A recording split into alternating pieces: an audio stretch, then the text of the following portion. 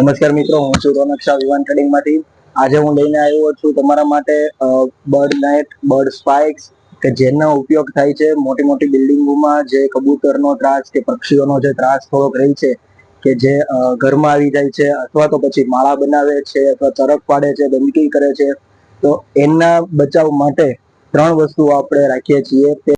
મિત્રો, વિડીયોમાં આગળ વધતા પહેલા હું તમને એક રિક્વેસ્ટ કરીશ કે મારી ચેનલને તમે પ્લીઝ સબસ્ક્રાઇબ કરો, વિડીયોઝને લાઈક કરો, શેર કરો અને ચેનલને પ્લીઝ સબસ્ક્રાઇબ કરો.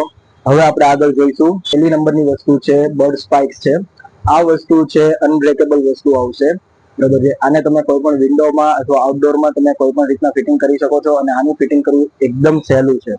તમારી જાતે પણ તમે કરી શકો છો. આમાં કોઈ પણ કારીગરને કે એને બોલાવવાની કોઈ પણ જરૂર પડતી નથી.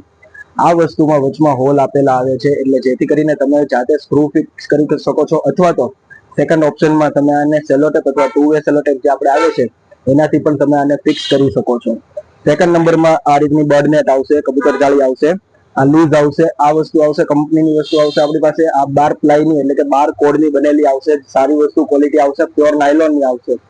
આને તમે તમારી બાલ્કનીમાં પૂરેપૂરી કવરઅપ કરી શકો છો, અને દરેક સાઈઝ આપણી પાસે મળી જશે.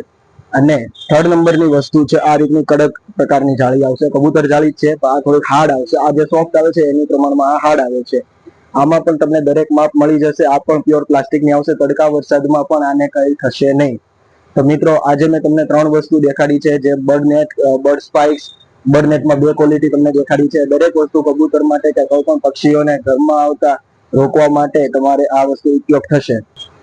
એટ ધી એન્ડ બસ હું તમને એટલું જ કહીશ મિત્રો, હજી સુધી જો મારી ચેનલને તમે સબસ્ક્રાઇબ ન કરી હોય તો પ્લીઝ સબસ્ક્રાઇબ જરૂરથી કરજો, અને આવા અવનવા વિડીયોને તે જોતા રહેજો. અને કોઈ પણ વસ્તુની જરૂરિયાત પડે તો આપેલા એડ્રેસ ઉપર અથવા તો મારા ફોન નંબર ઉપર કોલ કરી અને તમે કોઈ પણ જગ્યાએ તમે મંગાવી પણ શકો છો. ઓલ ગુજરાતમાં આપણે ડિલિવરી કરી આપીએ છીએ.